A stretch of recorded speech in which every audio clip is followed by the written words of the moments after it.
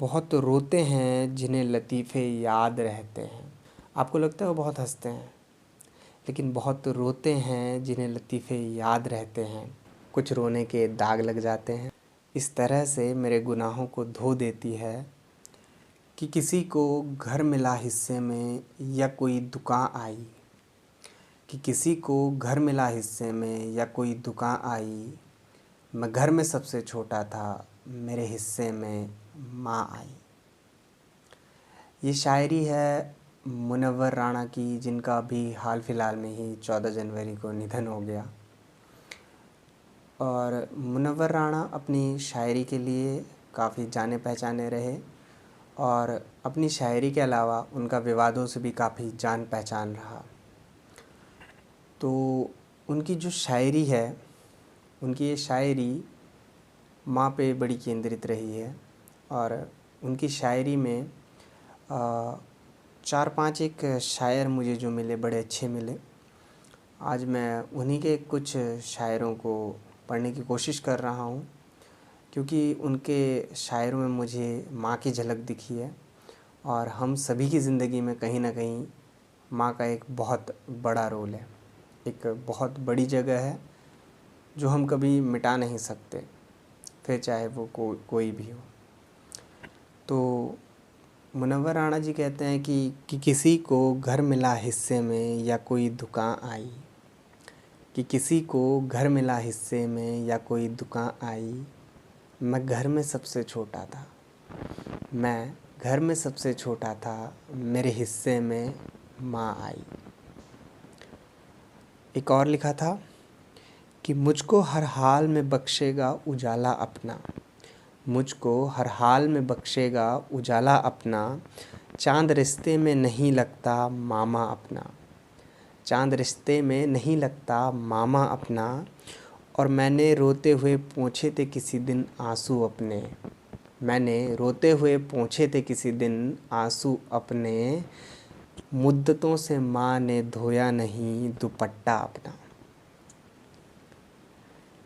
तो इस शायर के मायने कुछ ऐसे हैं कि हम जब रोते हैं, हम अक्सर अपने आंसू पोंछ लेते हैं। कई बार इसलिए कि रोना नहीं दिखाना, और कई बार इसलिए कि रोने के बाद आपका चेहरा अक्सर ख़राब हो जाता है, कुछ रोने के दाग लग जाते हैं। लेकिन जब आप बचपन में रोते थे तो आपकी माँ आपके हर आंसू को अपने दुपट्टे से पोंछ लिया करती थी। तो हमने तो अक्सर अपने आंसू पोंछ लिए, लेकिन माँ ने अभी तक अपना दुपट्टा नहीं धोया। और माँ की एक बड़ी ख़ास बात है कि जब भी माँ हमसे परेशान होती है, जब भी माँ हमारी हरकतों को देखकर बड़ी गुस्से में आ जाती है, तो माँ अक्सर रो जाया करती है। तो उस पे उन्होंने लिखा था कि इस तरह से मेरे गुनाहों को धो देती है। इस तरह से मेरे गुनाहों को धो देती है। माँ बहुत गुस्से में होती है तो रो देती है। कि इस तरह से मेरे गुनाहों को धो देती है। माँ बहुत गुस्से में होती है तो रो देती है। अक्सर जब एक माँ से सास बनती है और सास बनने के बाद दादी या नानी बन जाती हैं, जब तो दादी या नानी बनने के बाद अक्सर वो अपने पोतों को देख के अपने बच्चे को याद करती है, और अपने बेटे की, अपनी बेटी की बड़ी याद आती है उन्हें कि वो बचपन में कैसे थे। तो उस पर उन्होंने लिखा था कि लिपट जाता हूँ माँ से तो मौसी मुस्कुराती है। लिपट जाता हूँ माँ से तो मौसी मुस्कुराती है। मैं उर्दू में गज़ल कहता हूँ तो हिंदी मुस्कुराती है। उछलते खेलते बचपन में बेटा ढूंढती होगी। उछलते खेलते बचपन में बेटा ढूंढती होगी। तभी तो पोते को देख के दादी मुस्कुराती है। और माँ पे उनका एक और आखिरी शायर हमारी तरफ से एक शब्द है शगुफ्ते। शगुफ्ता या शगुफ्ता उस इंसान या उसे बोलते हैं जो बड़े हंसमुख मिजाज के होते हैं, बड़े हंसते हैं, बड़े खुश रहते हैं, अक्सर हंस लिया करते हैं हर किसी बात पे, चाहे अच्छी हो चाहे बुरी हो, चाहे उन्हें परेशान भी कर रही हो या आपको लग रहा है उन्हें परेशान कर रही है, लेकिन वो फिर भी हंस जाया करते हैं।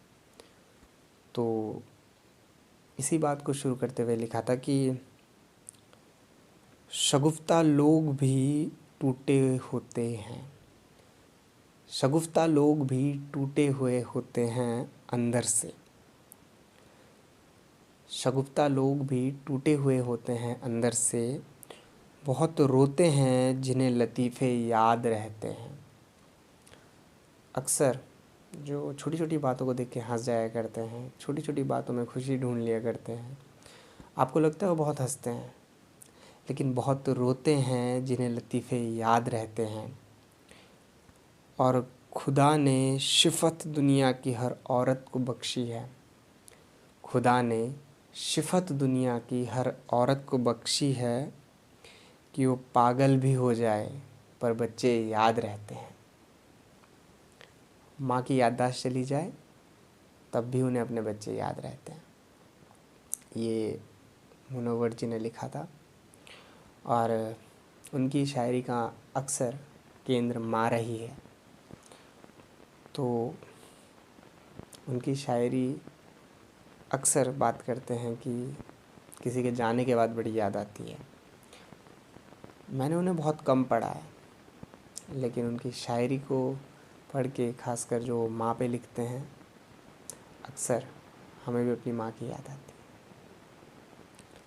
फिर मिलते हैं किसी और वीडियो के साथ, तब तक के लिए बाय बाय।